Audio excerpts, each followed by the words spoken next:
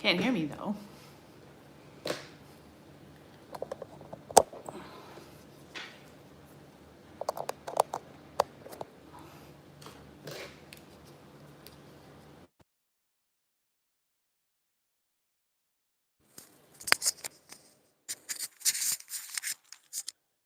Okay, we're gonna see how long this lasts because my phone, the device I'm recording on, is very low on battery. Oh well. Anyways, and my laptop crapped out on me. It has been a hell of a day today. Whew. I'll tell you all about it in a second. But what a fucking day. Ay, ay, ay.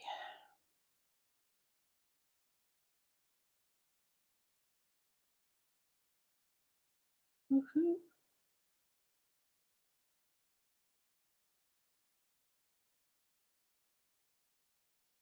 Just 1 second, guys. I am tweeting out the link for everybody. Just bear with me.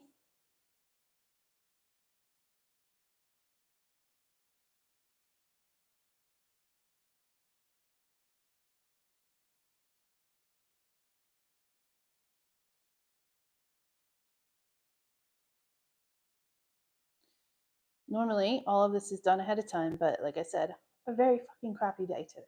Not crappy, it wasn't really crappy, but it was very long, and I am behind so much.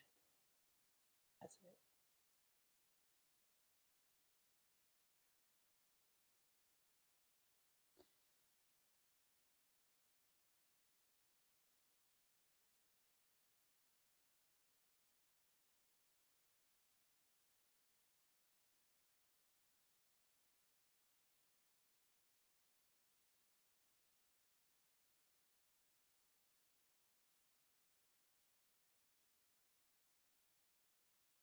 Link, link, link, and the link. Done. So not creative about this whole thing today. Oh.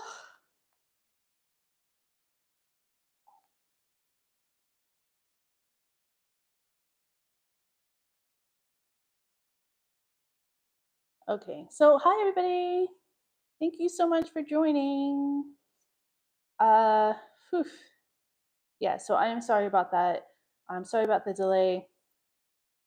Some tech stuff, my lighting's not working properly, my laptop crapped out. What a day. So normally I get up at 5 o'clock, catch the train, I walk to the train station, take a train, then walk to my office, get to my office, do my thing, then I walk back to the train station, do the whole thing in reverse. And I had it down pat. I did not want to get out of bed this morning. And yeah, so I left a little bit later. I felt a little bit more anxious about it. I don't know if I left any later than I normally do, to be honest, but I just felt, like a little bit rushed this morning because I got out of bed later than I normally do. When I got to the train station, of the town I work in, a friend from work was waiting for me to drive me to work, which is beautiful and lovely of her. But I didn't get like my exercise, so I was a little bit off. Plus, I was in the office at 7 o'clock in the morning when I'm usually not there till like 7:30 ish, because I take my time and all that. And so I was basically sitting around for an hour. And then on the way home, it was raining, but it's England, so of course it's raining. And then on the way home, my train was delayed by like a half an hour. So I got home late, and I ate late, and all that stuff. It just got to be a little, like I said, I just felt like I was behind all day today, either really far, like way too far ahead, and bored, or like just behind. It's a really, really strange, long day. But I am glad to be here. I am very, very glad to see you guys. Hello, Christopher. How are you? Yeah, it's lovely weather, especially when my train gets delayed.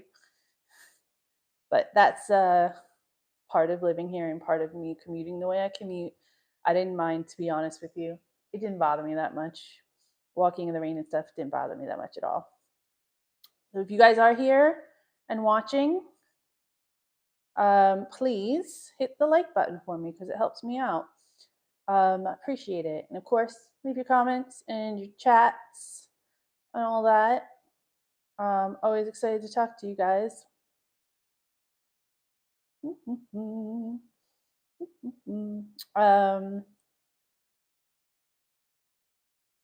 An early start? Yeah, wouldn't I?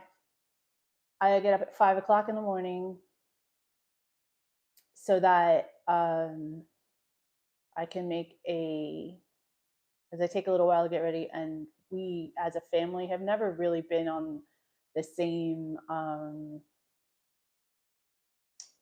morning schedule. We've always kind of had it a little bit more varied because I was working from home and stuff in America. And then when I worked before here, it was in town, so I just walked to work. So I was able to, and I started an hour later. So I get up at 5 because it gets a little bit hectic in the morning with all of us getting ready.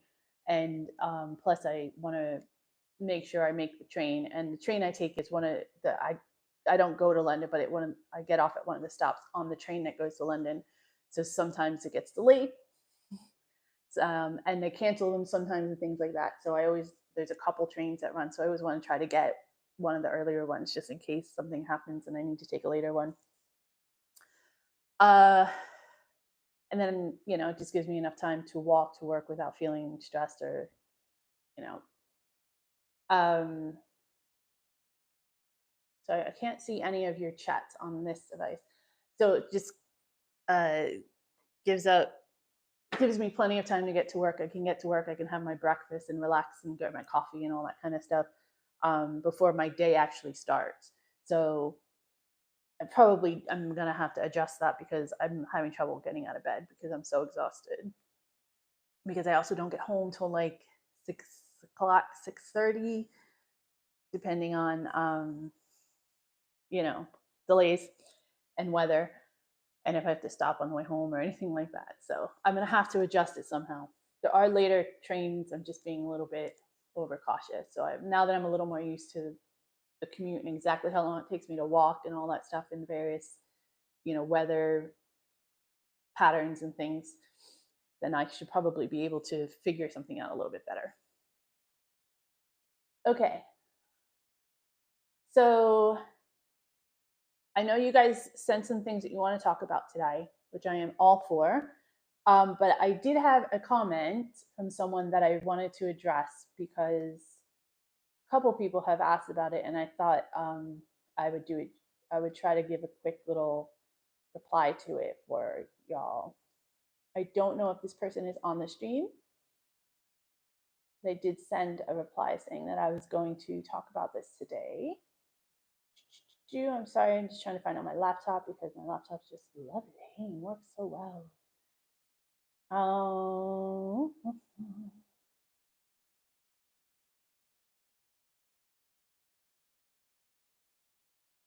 Where the hell is it? I don't remember this has been my day all day, y'all.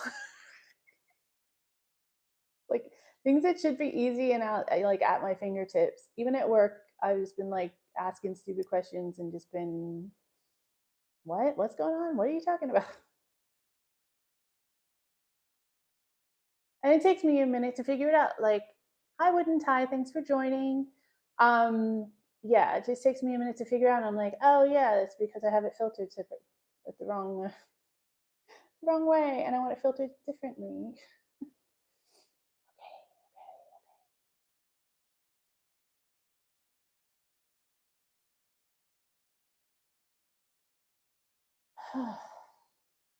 Hope everybody's doing well on a rainy, what is today, Tuesday? It's Tuesday, on a rainy Tuesday. If you guys are cool with it, I'm gonna try to do these on Tuesdays because it's just a little bit easier for me with the schedule. So I hope you guys are cool with it. Hi, Sam K. Thank you for joining. Christopher and Woodentie, I think I already gave you guys a shout out, but shout out to y'all as well. So the question that I wanted to answer was from Diana Mills 5243. She was responding to my video about you getting that this video is private. Thank you for telling me that. That is weird. Let me check it.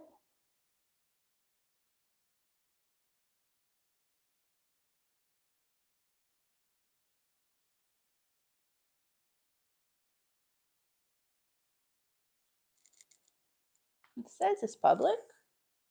That's weird. Huh. 1 second.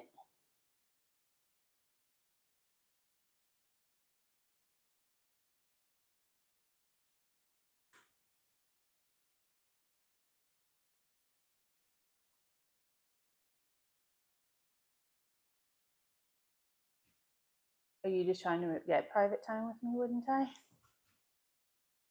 Kidding. Just kidding.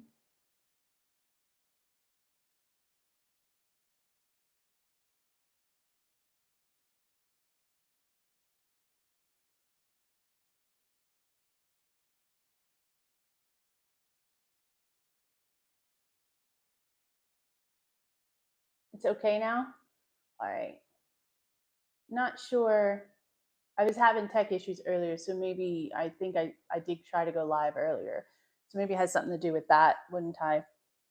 Yeah, it says it's public. So let me know, though, if there's something else. Yeah, I see that. I'll get to it in a second. When we get to the reaction thing that you guys wanted me to do, I will definitely adjust the television. Thank you for letting me know. Okay. So Diana Mills asked if someone in the US can explain how the health system works there. And said, I'm really interested in this, but it's so hard to work out outside of the country. By the way, I'm an Australian, sort of know the British system. Yes, I will need to ask specific questions. For example, I have this condition, this is what happens, how does it happen, etc. So I just wanted to give a quick overview because a lot of people ask me this type of question.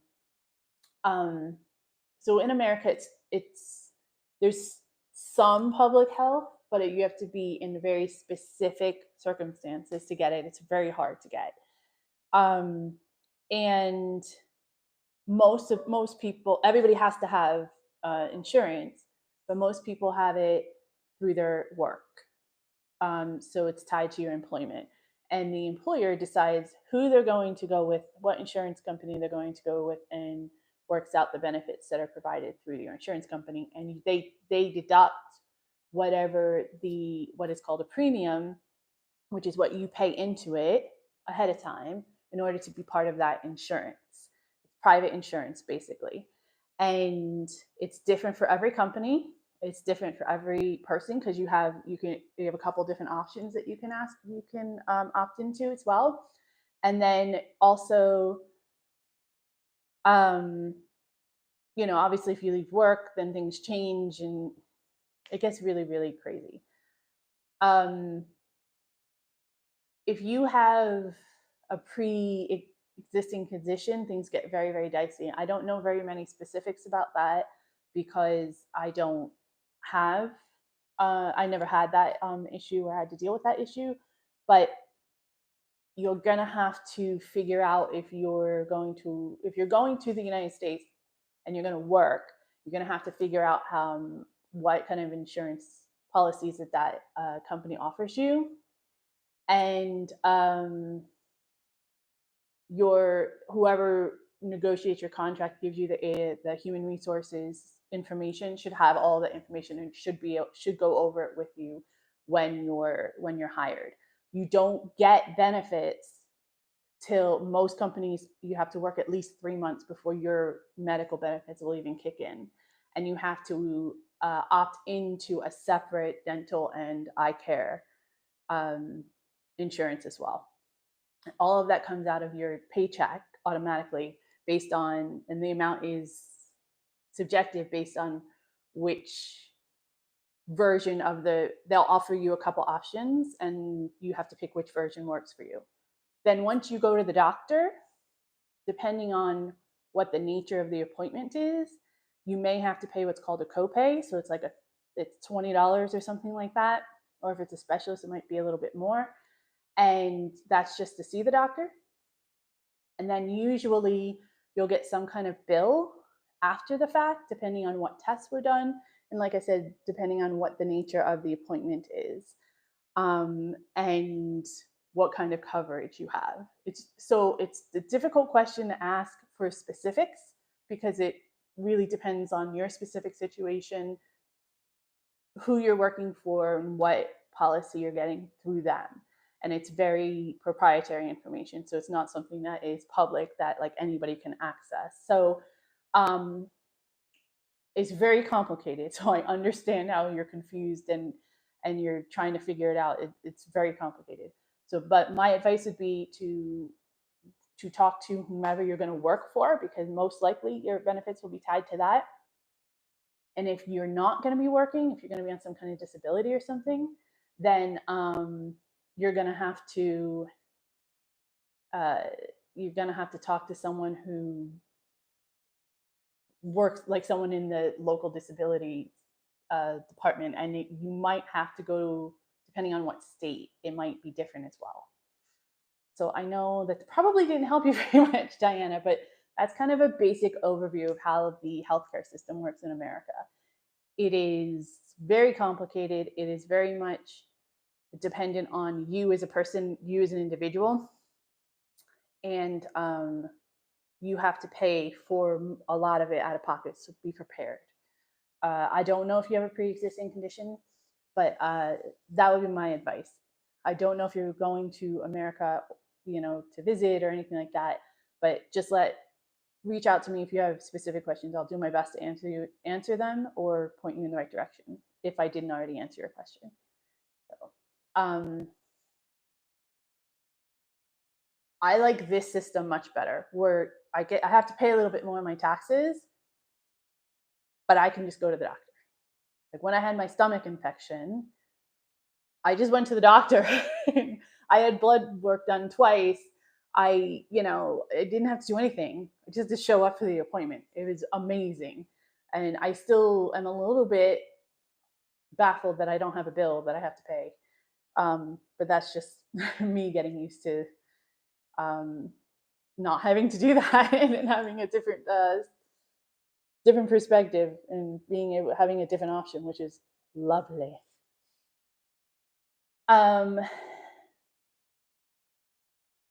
Teething troubles. Wouldn't I? You are hilarious because I can't follow you sometimes. I don't know what your teething troubles comment means. Yes, Sam K, I agree that the US should have a public option at the very least. They're never going to get rid of private insurance completely because people make way too much money on it. But there should be a better expanded public option that more people can take advantage of, because a lot of people don't get the medicine they need, don't get the care they need, have chronic conditions because they don't go to the doctor because they're afraid of how much it's going to cost and all that kind of stuff. It's very rarely, it's not a good system. Not a good system at all. Women get a full year off of maternity leave in the UK after giving birth. I got 6 weeks.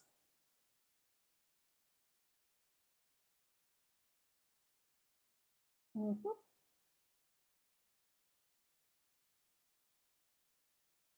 Hi, Bex. How are you? Thanks for joining. Copay. Yeah. So a copay is kind of hard to explain. So you basically have to pay to walk in the door. If it depends on your insurance, but most insurances offer like preventative care where you don't have to pay a copay. You can just make an appointment and go get a checkup and get done what you need to get done. Your kids get their shots, all that kind of stuff.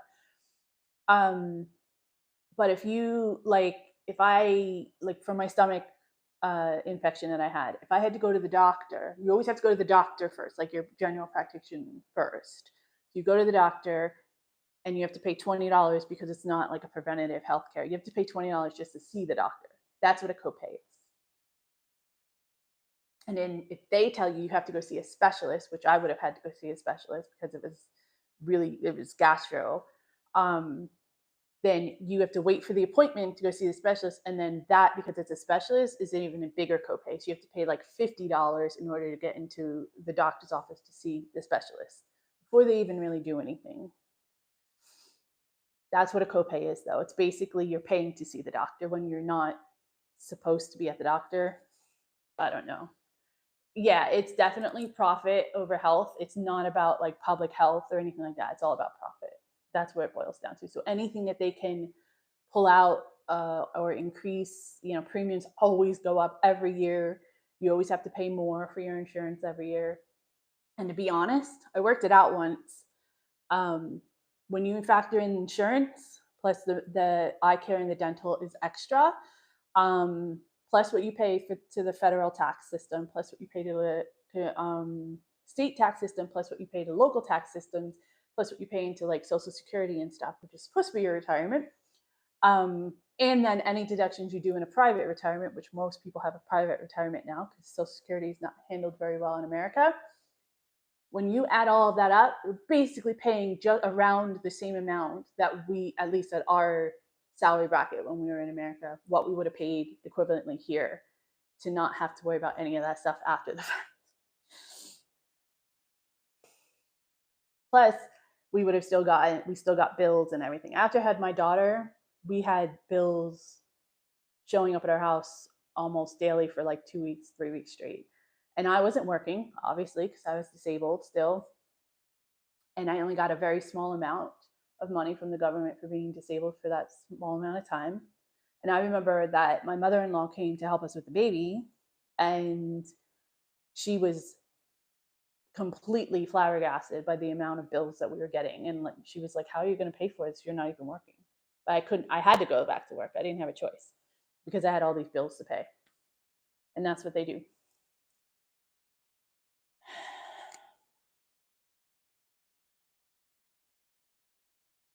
HOAs. Is that the housing association? I've never had it. That's what you're talking about, I think, unless you're thinking of something else, unless I'm misunderstanding what you're saying, Bex. Is it true that the homeless are treated better than low-income earners? I heard it from another YouTube video. I don't know if that's the case. I think it probably depends on where you are. Because I've seen homeless people get treated like animals, but I've also seen extremely poor people who have housing or have a low-income job get treated like animals too. America is just not a great place for people who don't have money. That's what it boils down to. You just don't. If you don't have money, you're screwed. Did I find out about my taxes in the USA? I didn't finish them yet. I vegged so much over the weekend. I was just catching up. We have a long weekend. We have Easter weekend, as you guys know. So it's on my list, actually. On Friday, we have a whole bunch of stuff that we're going to kind of just check off the to-do list, and that's one of them. I got to finish that by the middle of April anyway, so I'm going to get it off my list because it is hanging over my head. But no, not yet. I'm procrastinating a little bit. I did look up some of the channels that you guys were telling me about, and I made some notes about some people that I want to definitely watch. So I'm going to be doing some of that this weekend as well. So I'll catch you guys up next week on that. Homeowners Association. Yeah, that's what I thought. Yeah, my husband was complaining about that in America. How, what do you mean you have to ask? If you wanted to build a shed on your property, you had to get permission from the town to build the shed. And he was like, I don't get that. And for me, I'm used to it, right? I grew up with it. But they were like, he was like, why? It's my property. And depending on where you are, if you're in a protected town, which I think that's probably similar here, you have to you can't change certain things on the outside, things like that. I'm sure that's probably similar here. But I've never been involved in homeowners association personally, but I've heard nothing but nightmares about it.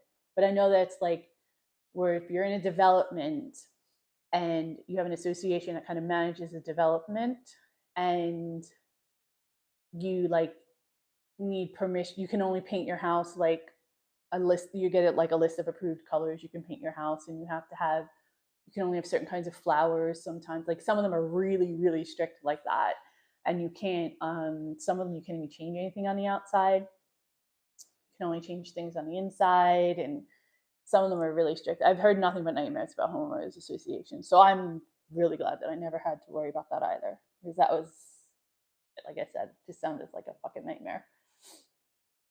And I know my husband would have never went for it. He would have been like, don't tell me what I can and can't do in my own house. Do you think countries should share ideas with regard to certain issues such as homelessness, for example? Yeah, I think like everybody should copy best practices from other, not just countries, just in general. You know, like if you want to achieve something and you see someone killing it, why wouldn't you like have a conversation with them about how they came to that, how it's working with for them, you know, and then extract whatever pieces you think are valuable for you to apply to your situation, right? I think America tends to be so arrogant that it's a hindrance to themselves. And they just don't want to admit that, honestly, they don't want to admit that they're not the greatest country in the world. But, you know, that's all I can say about that. Beach huts are garden sheds, and the prices they charge for them too. Well, I don't know. Are you talking about here or in the US? Because in the US, everything's expensive. Just assume you're going to pay a lot of money. Now, it is possible to make more money in America, which helps, right? But if the cost of living is really high and you have to pay for insurance and you have to pay for the doctor's bills on the back end, and you know you're making an average wage, which is not that much money in America. I think it's like 40 grand a year. It's average. Remember, that's US dollars. And but you got to pay for all of this stuff before you even get your actual paycheck. So all that insurance and taxes come out before you get your paycheck. And then you have all your bills, and then you got to try to figure out how to pay food. It's just, and then you have to save, because if you don't save for your retirement, or you don't save for possible medical bills in the future, then you're going to be screwed if something does happen. So.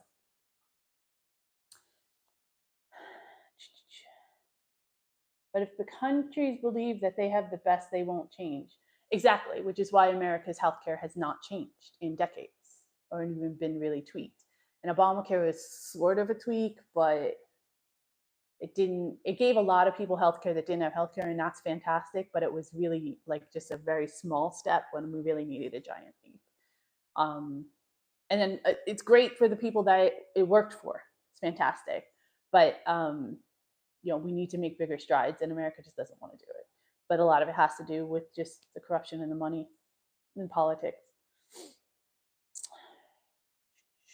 And America believes they are the best, they have the best, they're, you know, at the top of the hill, everybody wants to be like them, and they've been like that forever, and that's their biggest downfall. Thousands for a garden shed, huh? 600 pounds in the store. I don't have a garden, so I would never pay that much money, though, to be honest. I remember we were looking to replace our shed because there was a shed that was on our property in America, and it was expensive to replace it. So we ended up just dealing with it, even though it was kind of run down and stuff. We ended up just chilling and dealing with it, and we still left it there when we left too, because people wanted it. So we were told what color we could paint our doors. This is from Bex. She's talking about the HOA. We were told what color we could paint our doors, which way round to park our cars in the driveway, when the bins could be put out, and when they had to be put away. Yep, that sounds like an HOA. Yeah, it's just another way to control, and you have to pay dues or something like that too, like for their, I think, to be, or it might be figured in with your taxes or something like that, but I think you have to do that too. which is kind of weird. Okay, let's get into this. So somebody sent me, I want to give credit, so bear with me. Come on, where are we at?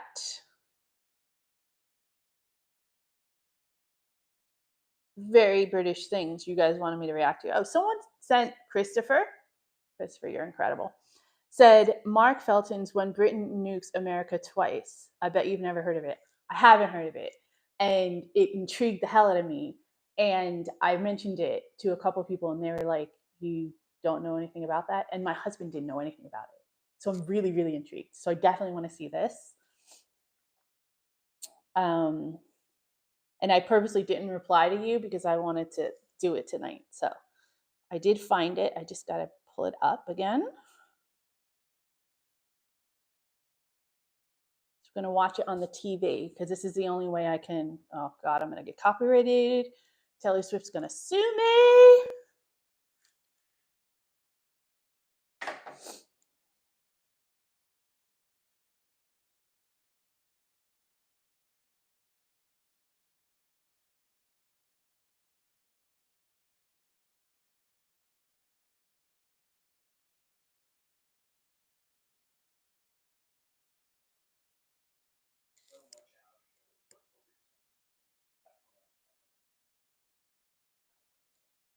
Is this golf?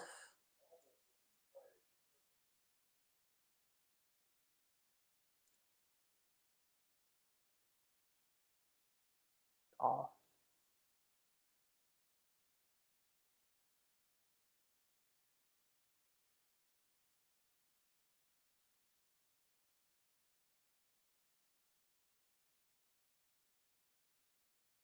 Oh, that's going to be loud.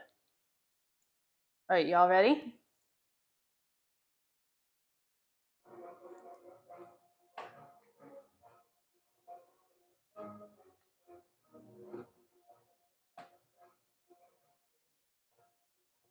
Let's take my microphone off. Sorry, guys. I'm running out of battery.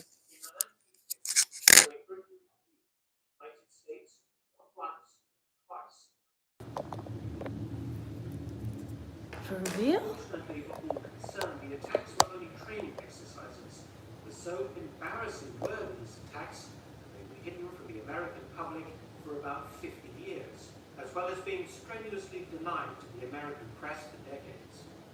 As far as America was concerned, its defenses were 99% effective, but in simulated attacks, Royal Air Force bombers managed to penetrate US airspace to launch nuclear attacks on New York City and several other important urban centers.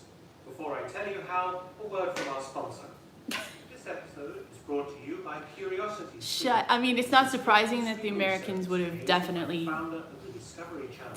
decided not to tell the public, because that's not surprising at all, because American government never had secrets from the American public. I know, I heard about, Sam, I heard about that too. But I kind of got super depressive last stream, so I didn't think I was going to talk about it. But yeah, I know, I heard about that too. Sorry, guys. I don't know if I can forward this ad. I can't. Sorry about the ad, guys. Yeah, my camera froze for a moment, so I had to plug it in. Sorry about that. Mark Felton through the sign-up process. Curiosity Stream. Yeah, they might. Streaming service for lovers of history. How did the British manage to penetrate the world's most heavily defended airspace? The answer is surprisingly simple and consists of two words: Vulcan. I've never even heard of that.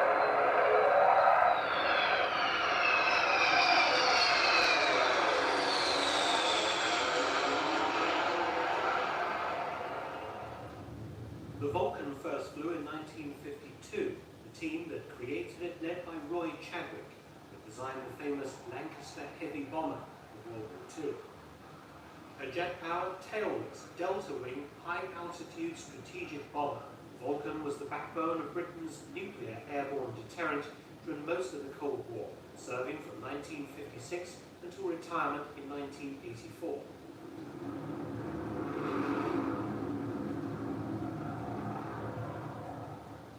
This is the story of Exercise Sky Shield, and Britain nuked its closest ally, exposing how the Soviet Union could have done the same for real.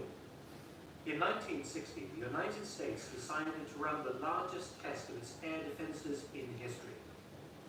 Exercise Sky Shield 1 occurred on the 10th of September 1960, and all commercial air traffic over the US and Canada was grounded, amounting to 1,000 US commercial flights with 700 general aviation aircraft, plus a further 31 foreign flights due to land in North America. The US Strategic Air Command would launch B-52 Stratofortresses and B-47 Stratojets to simulate a massive Soviet nuclear bomber force approaching North America from north and south. 360 US interceptor aircraft stood ready to defeat these enemy aircraft, which numbered 310. Among those 310 aircraft were 8 Royal Air Force Vulcan B-2 nuclear bombers. A flight of 4 flew from Scotland, while the other 4 launched from the British territory of Bermuda in the Atlantic Ocean. The American plan was to detect these enemy bombers by radar and other early warning systems. Then they would be intercepted and destroyed in simulated attacks by US jet fighters and missile batteries. The attacking bombers split their attacks between high and low altitude. The defending fighters did very well against the Stratojets and Stratofortresses, intercepting many of them, but the Vulcans proved more elusive opponents. The Vulcan flew at the highest altitude of the simulated Soviet bombers, cruising at 56,000 feet. That makes sense because radar couldn't really sense that high back then, right? Over Goose Bay, Labrador, by United States Air Force F-101 Voodoo. But the other 7 Vulcans Really? managed to penetrate American airspace to launch simulated bombing attacks. Henda Museum, I'm going to check that out. Thank you, They Christopher. then turned around and landed at Stephenville, Newfoundland.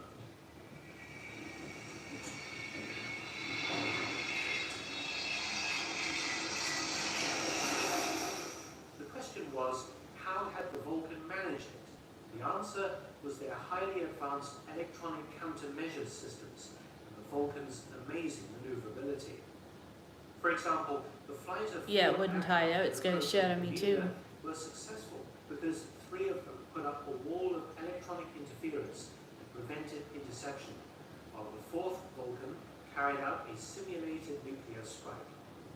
Wow. This was all rather embarrassing for Strategic Air Command, which quickly buried all stories about British bombers having nuked US targets and confidently assured the American public that US air defenses were, as I said, 99% effective.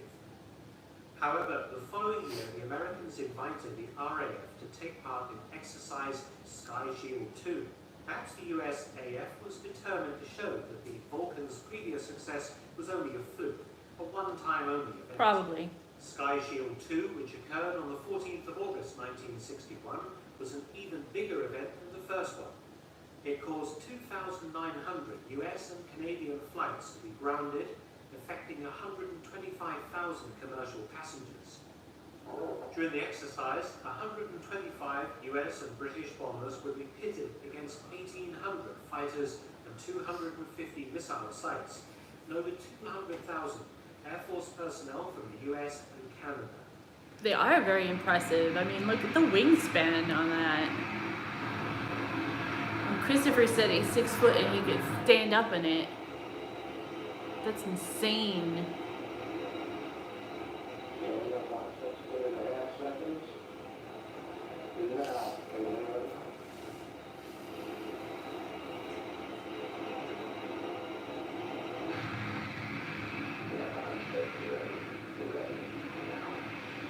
It looks like a commercial jet. It looks like something that, like, you know, would fly overseas.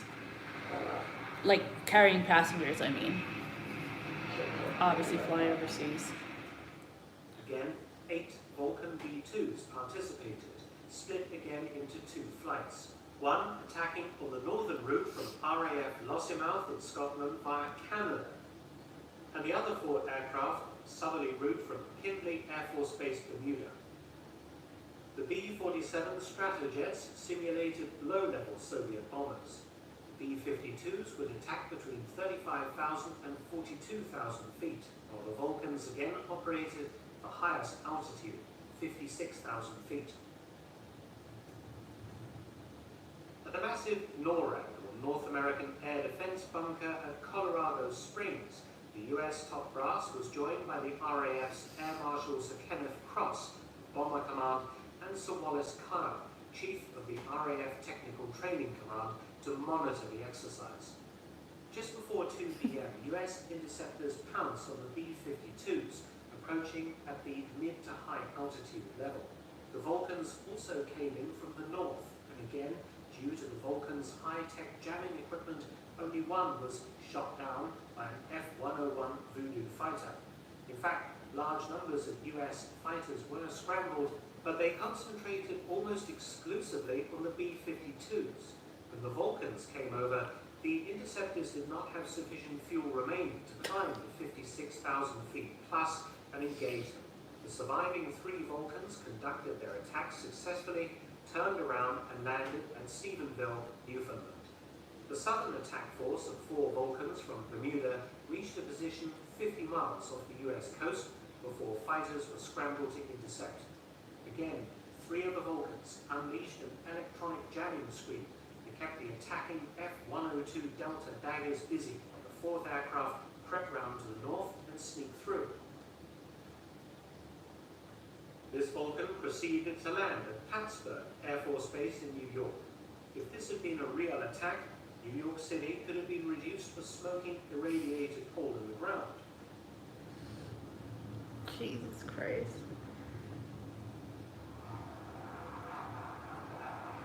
No, I'm not surprised that they kept this from the public, especially at that timing, because of the Cold War and everything. They were. There's so many times that we could have been attacked. But not at the kind of success rate that the Vulcans enjoyed. In 2 massive exercises of 8 Vulcans that attacked on each occasion, 7 had got through to their targets, an astounding survival rate against the huge might of the US air defenses.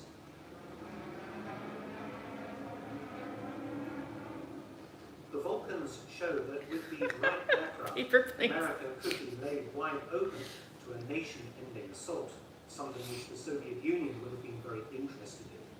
Fortunately for all concerned, the relationship between Britain and the United States never changed from special to decidedly antagonistic, and the Vulcans never came in anger. The American government also tried to make damn sure that nobody ever found out about the Vulcans nuking American cities. The US Air Force was very quick to deny rumors that RAF planes had once again successfully penetrated US airspace. In fact, the US government went so far as to classify all references to Vulcans included in the Sky Shield exercises. After all, if the RAF could practice nuke New York City, Washington DC, and even Chicago, the Soviets could do the same if they could develop an aircraft as good as the Vulcan.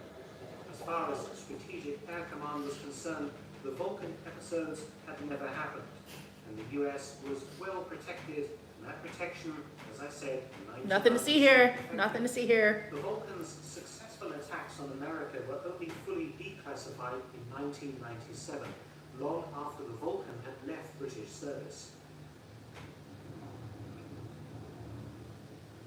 Many thanks for watching. Please subscribe and share, and also visit. Wow, that was cool. That was very cool. Thank you for suggesting that, Christopher. I'm not surprised, though, that, number one, that you all had the capability to even do that, figure that out, create that aircraft, all that shit.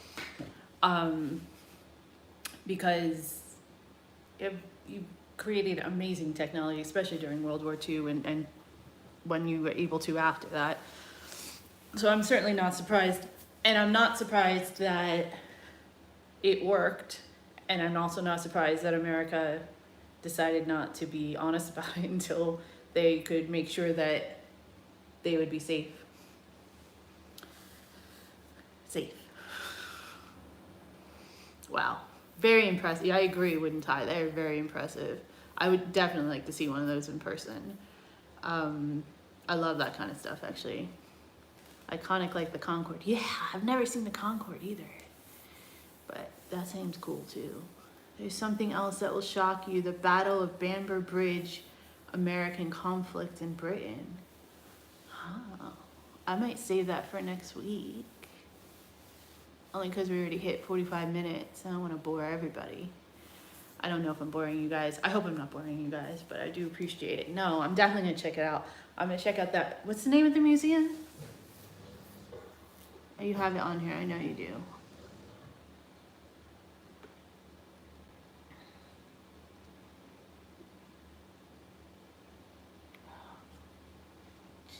Hendon Museum. Hendon Museum. I'm going to check out the Hendon Museum.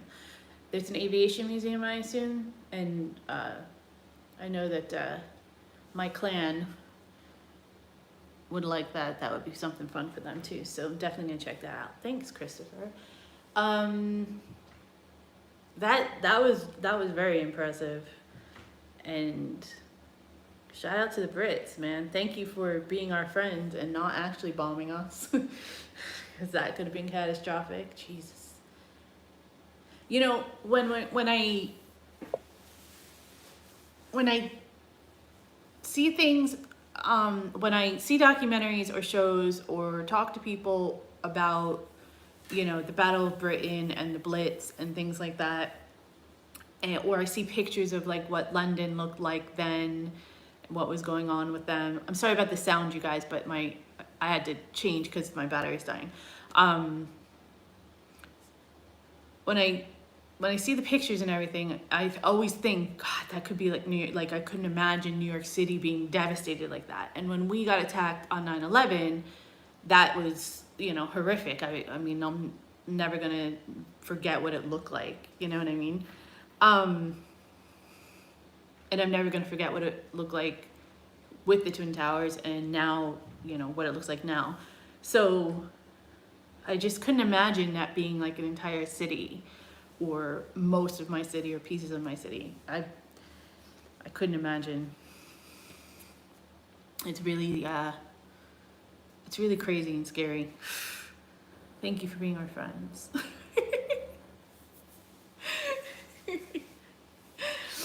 Oh, super impressive. Wow. I would think that from the days when you used to build stuff, I would think that that would have to, like, those pilots would have to be pretty like specialized and, you know, have specific training too, right? Because I remember watching a documentary about the Spitfires and how was it the Spitfire? There was one of them that was not, I think it was the Spitfires, where they weren't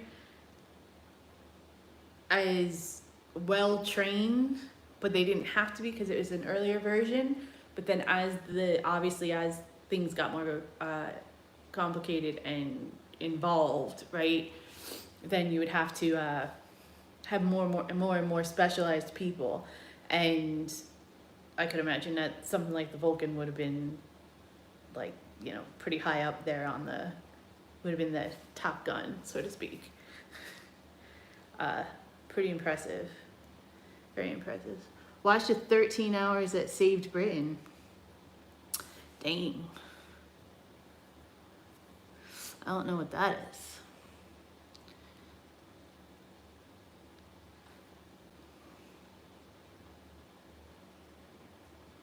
I can't read your comment because it's covered by this icon. Did the dam buster with bouncing bombs. You know, every time that I'm in the tube too in London, all I think about is all of the people that like lived there or stayed there during the Blitz and everything. I mean, obviously I'm glad that we don't have to do anything like that nowadays or anything, but it's really interesting to me That stuff's really interesting. I just love that kind of stuff. And I just like imagine as we're coming in from the train and we're walking on the platforms and stuff, I just imagine people just like just laying there and sleeping there. It's just crazy.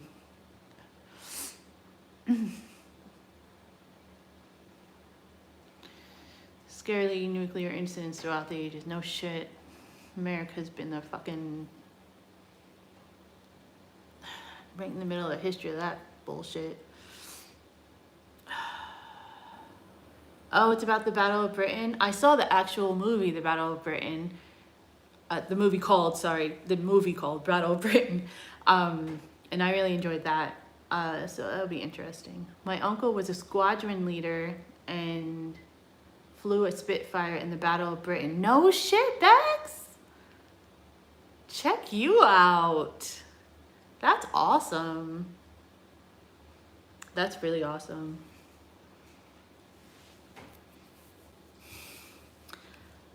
I don't know what I would have done. We need something a little bit lighter. We got super heavy with that. That was cool though. That was really, really cool. Those things are cool. If I didn't get so airsick, I think I might have tried to become a pilot. But I get very airsick, so that probably wasn't a good look. Wouldn't have been a good look for me. He's also in the queue for the tunnel in the Great Escape Camp. Ooh. You got some history in your family, girl. Dang.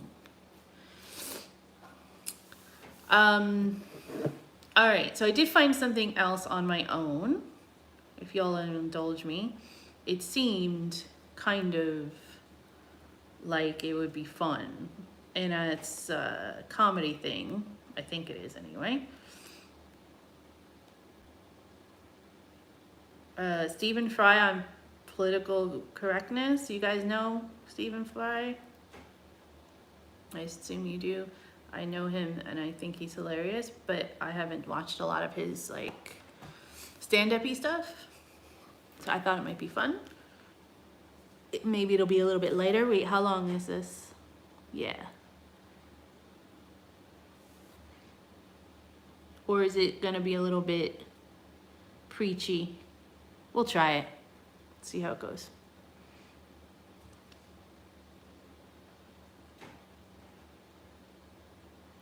Hopefully it'll be fun. Come on.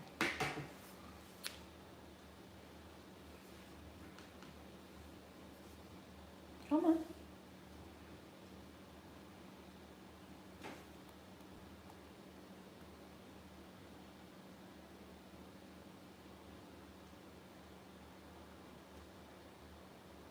There we go.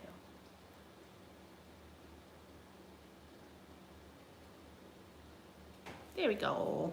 In agreeing to participate in this debate and stand on this side of the argument, Oh, it's a debate? Oh, I might listen to it anyway. Yes, Catherine Tate is very funny. My daughter loves her. But she does this bit that I don't really think it's funny, where she's the grandmother and she's just a bitch. Like all she does is bitch and moan, and then she's like super sweet to their face. I don't remember the name of the character, but I'm like, I like her. I like a lot of her stuff, but for some reason that bit, I can't get behind. It doesn't seem funny to me at all. That's the thing, is some of the British humor I think is incredible, and some of the British humor I'm like, okay. I'm trying though, I'm trying.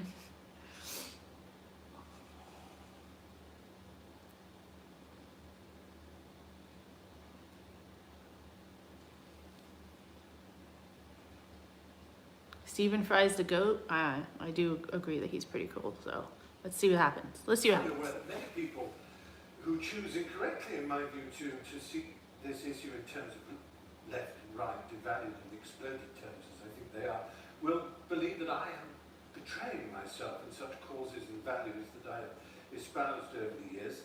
I've been given huge grief already simply because I'm standing here next to Professor Peterson, which is the very reason that I am standing here. Is that Jordan Peterson?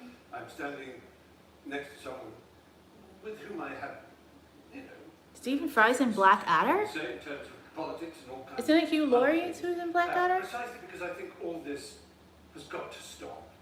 This rage, resentment, hostility, intolerance. That is Jordan above all Peterson. this with us or against us, certainty. The Grand Canyon has opened up in our world. The fissure, the crack, grows wider every day.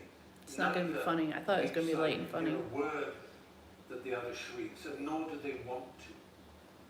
While these armies and propagandists in the culture wars clash, down below in the enormous space between the two sides, the people of the world try to get on with their lives alternately baffled, bored, and betrayed by the horrible noises and explosions that echo all around.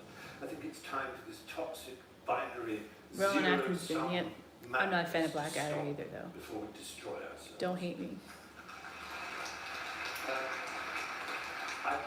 I better nail my colours to the mast before I get any further than this. It's only polite to give you a sense of where I come from. All my adult life I have been what you might call a lefty, a soft lefty, a liberal with the most hand-wringing milksop, milk toast variety. Not a burning man the barricade socialist, not even really a progressive worth the name. I've been on marches, but I've never quite dared wave placards or banners. Am I a loathed member of that band, an SJW, a social justice warrior? I don't think highly of social injustice, I have to say, but I character myself mostly as a social justice warrior.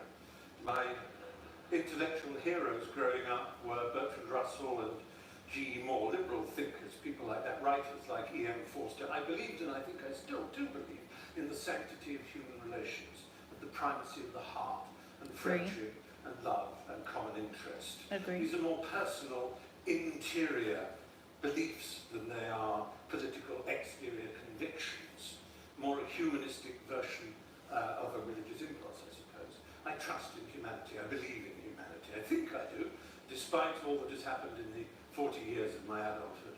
I am soft and I can easily be swept away by harder hearts and harder intellects.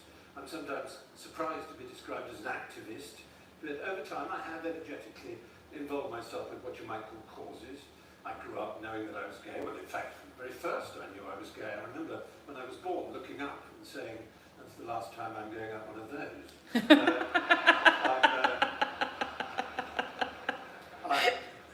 I'm Jewish. So I have a natural, obvious horror of racism. I want racism, misogyny, homophobia, transphobia, xenophobia, bullying, bigotry, intolerance of all humankind to end. But that's surely a given amongst all of us. The question is how such a golden aim is to be achieved. My ultimate objection to political correctness is not that it combines so much of what I have spent a lifetime loathing and opposing, preachiness, with great respect,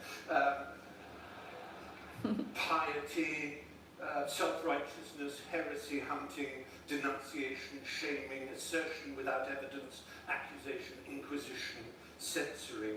That's not why I'm incurring the wrath of my fellow liberals by standing on this side of the House.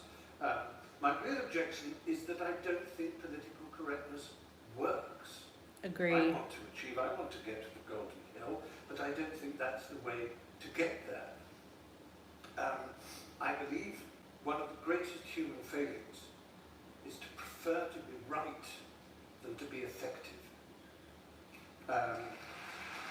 Agree. And political correctness is always obsessed with how right it is without thinking of how effective it might be. I wouldn't class myself as a classical libertarian, but I do relish transgression. And there's a lot of people that have a lot to say and just don't know how to say it, or they don't have enough information about the subject to be politically correct, and they're not trying to be offensive. Some people are, though, but some aren't.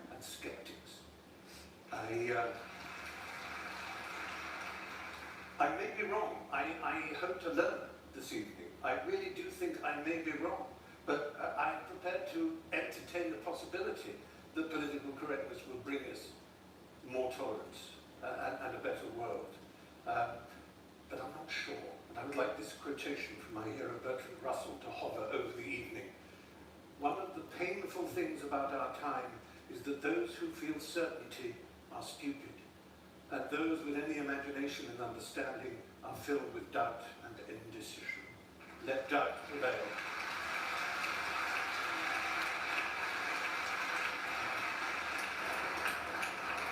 That was good.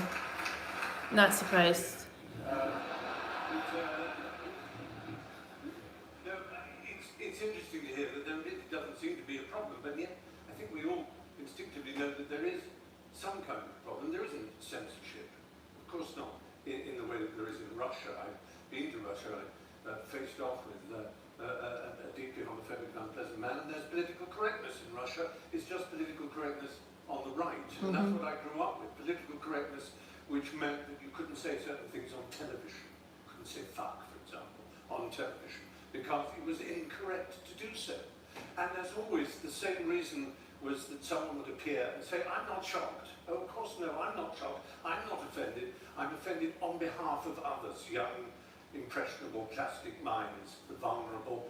And that's not good enough. It's so often people are saying, you see, I don't mind being called a faggot or a kike or whatever, or a mad person, because I've got mental health issues. I don't mind people insulting me. And people say, well, that's all right for you, Stephen, because you're strong. Well, I don't feel particularly strong, and I don't know that I like being called a faggot and a kike particularly. But I don't believe that the advances in my culture that have allowed me to marry, as I've had now been for 3 years to someone of my gender, I don't believe they are a result of political correctness. And maybe political correctness is actually just some sort of live trout, that the harder we squeeze it, the further it goes away. And you will be saying, I'm not talking about political correctness, you're talking about social justice, with which I agree, with whether you want to call it identity politics or the history of your people, the history of my people were slaves as well. Both the British were slaves of Romans and the Jews were slaves of the Egyptians. All human beings have been slaves at some point, and we all, in that sense, share that knowledge of how important it is to speak up.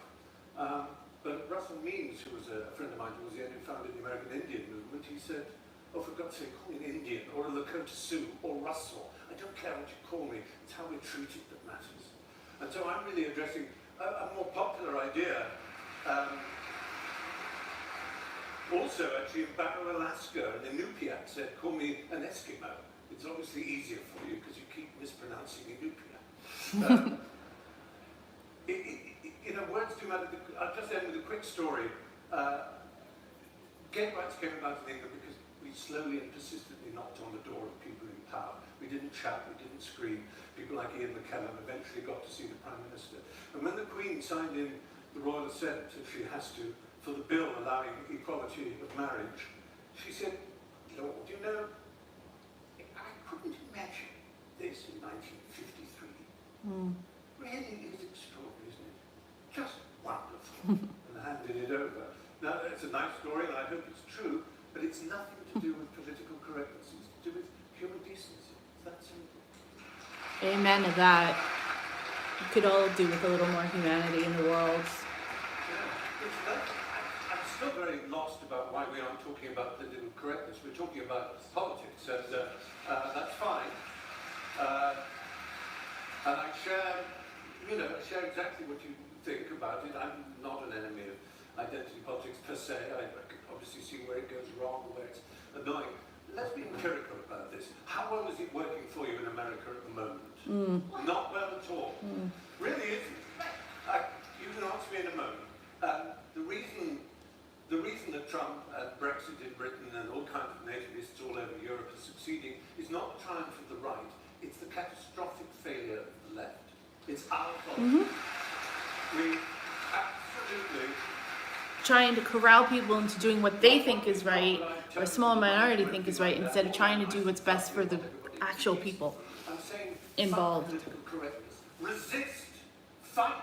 If you have a point of view, fight it in the proper manner, using democracy as it should be, not channels of education, not language. It's so silly. Because not everybody can communicate in the same level, not everybody has the same amount of intelligence or education. Move your opponent least wants you to play. At the moment, you're being recruiting sergeants for the right. by annoying and upsetting, and instead either fighting or persuading. But political correctness is a middle course that simply doesn't work. Of course, I recognise the bestiality of Weinstein and the monstrosity of his behaviour, and it was shocking to me. I actually worked for him. Script doctrine, as it's called. I never had the bathroom towel. I don't know what he's talking about. For pretty obvious reasons.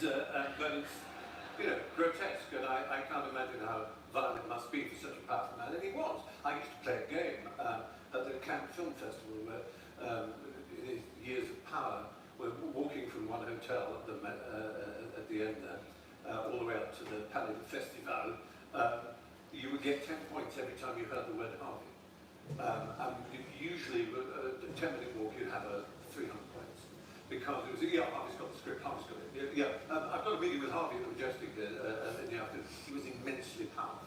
And I think that's obvious that someone in that position, abusing, threatening, hindering the livelihood of women is grotesque in the extreme. But I have to tell you, there is genuine feeling amongst many people I know that we can't speak our minds. We can't actually speak to the true nuance, the true depth of sexual, romantic feeling between men and women. It's not a subject I'm absolutely expert on, but it counts between men and men as well, though I know when it's men and men, you might say, well, that's different because women have had a different experience in history, and I don't want to enter that particular field, but I would say that there is real fear in my business, which is where this all started, show business, acting, and so on.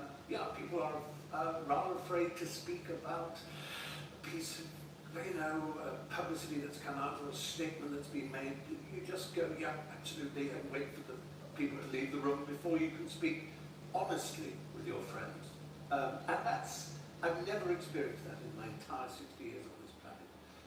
This feeling that, and I'm not characterising feminists as in East Germany, but it's like that, the stars you're listening. You better be careful, they're listening. And that's a genuine feeling. I'm saying that with my hand on my heart.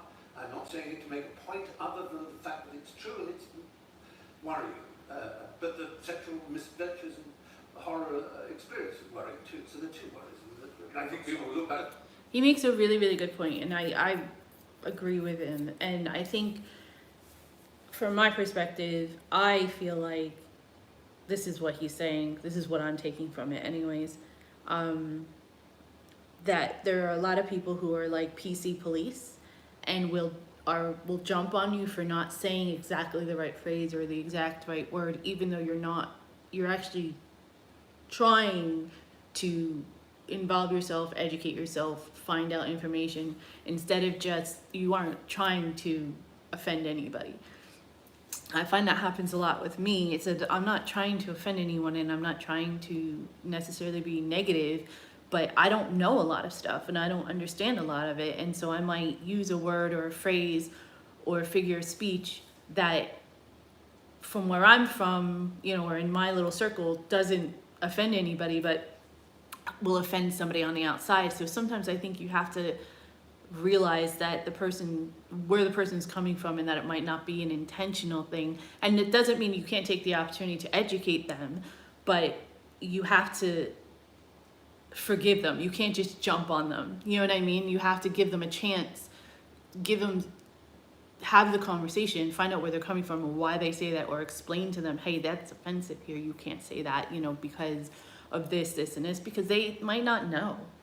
I find that with a lot of people, and I find that with myself when I'm trying to learn things, and I overcompensate sometimes because I don't want to offend people. So I'm like,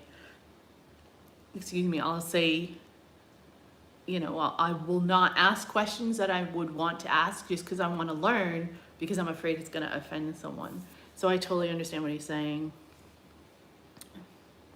Sorry, we had a debate and wonder why political correctness wasn't discussed.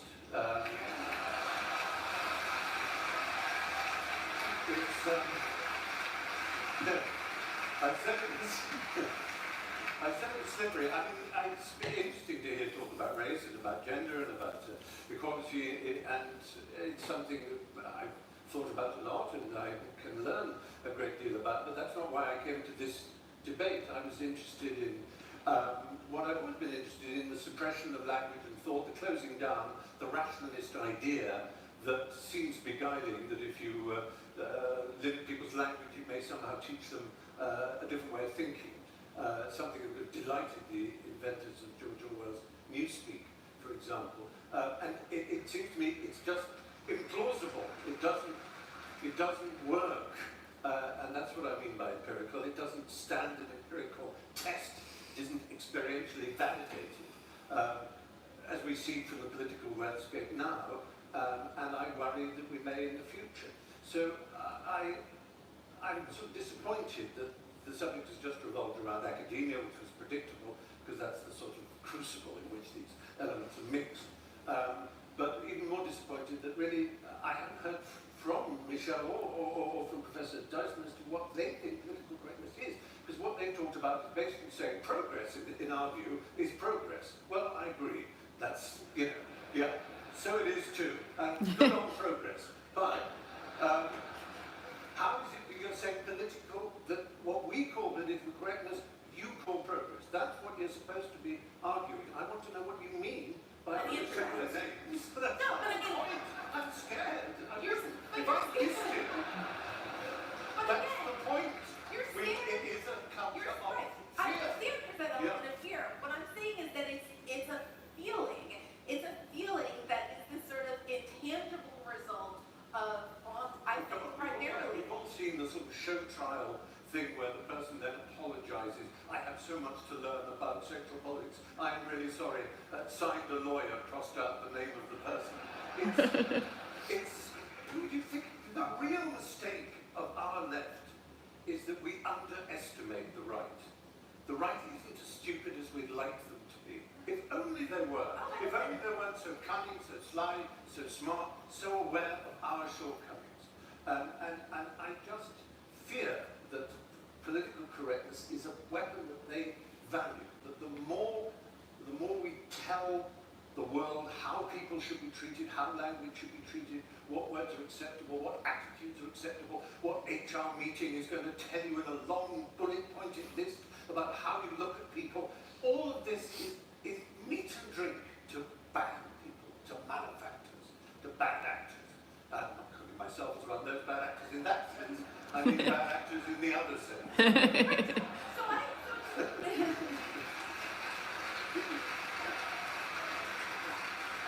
There's only a few minutes left, guys. Hang in there with me. So there are, like I said, there are a lot of ways in which I agree with you, although I would like to hear, and to turn it back on you, I'd like to hear you say, you know, what are the words that have fallen into disrepute that you think we should be resurrecting, right? I mean, to me, this is this area of like hotly contested social change right now, where a lot of people feel. It's about words that have gone into disuse. It's very often phrases, jargonistic slogans, heteronormative, cisgender, those kind of things. They're just an insult. You know, imagine you're a young student arriving at university and someone's bombarded. I don't know who Jeremy Kyle is. Hermeneutical nonsense. Don't hate me. From misread textbooks and misread Foucault, as they say, misread Derrida, and so on. Because I was at Cambridge and doing English literature. We had our French phase, and there's value in that. It's an interesting game. It's a place to. I think I would just really say that the ghost hovering over for me it's a letter Oscar Wilde wrote, and he said to those he's done, he said the fact that you didn't get a degree is nothing, but you never acquired what is sometimes called the Oxford manner, and I'll say for that the university manner. He said, Oscar said, I take that to mean the ability to play gracefully with ideas. I think that's disappearing from our culture. I think it's a terrible.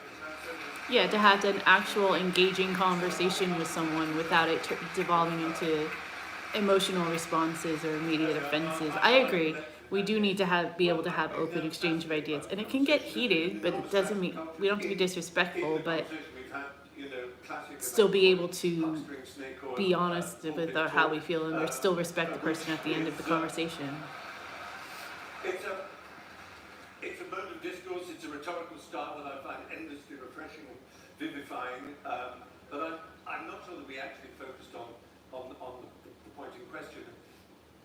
My objection has always been towards orthodoxies. I'm a heterodox and a contrarian, and I can't help myself. And I think there's been an underestimation of the fact that language does affect people. It does make the young in particular, as they're starting out on their educational or their work careers, it makes them very anxious, it makes them very angry, very upset, very alienated, to feel that they don't know anymore how to operate in the world, how to engage in relationships, how to think honestly. So they accrete more and more to their own mini groups.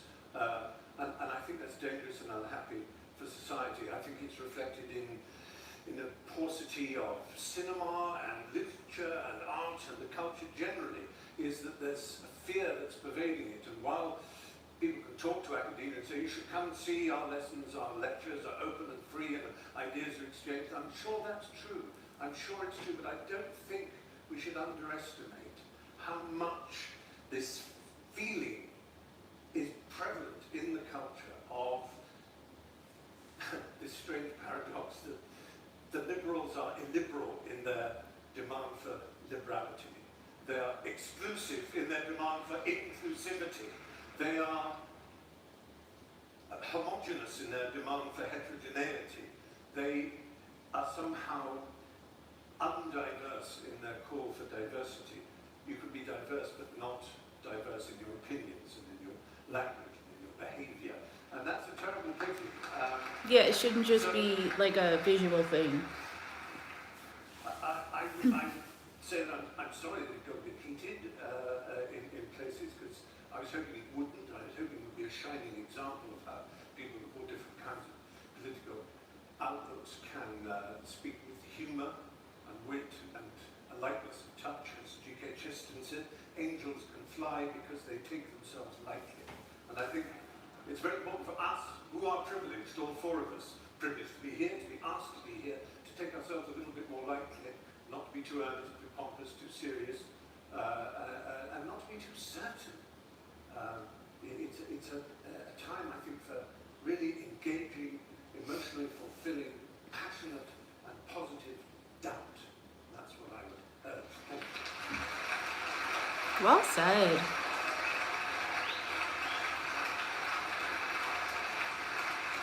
I'm not surprised though. He's a very intelligent man, and he's a very articulate man. A little kind of scattergun idea, but scattergun and too specific, that I just take very literally the popular idea of political correctness as being a kind of control of language and a shutting down of certain phrases or an introduction of others, and the kind of day-to-day, as I say, human resource departments and corporations, that sort of thing, so I was slightly disappointed that it just became a debate about race and about gender and so on.